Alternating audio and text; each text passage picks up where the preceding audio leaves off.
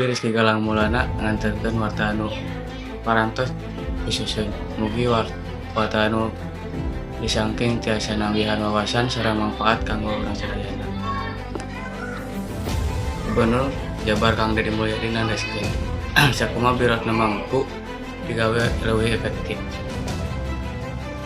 Pangna kitu, persoalan nyeuna karandapan ayeuna eta reana jabatan anu struktural. Anu leuwih remen mere pamarentah, batan anu nya digawe.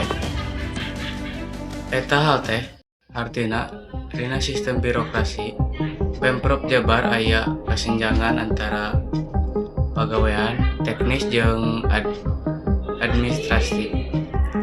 Birokrasi leuwih bobog dina sisi administratif tapi lemah dina perak-perakan teknis.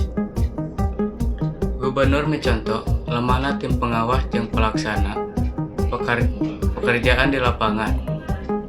Padahal pihakna sateka pola merenakeun pagawe Pemprov anu digawe secara adil di lapangan. Ukituna pihakna bakal nambahan tenaga anu museur kana pangladen teknis secara langsung.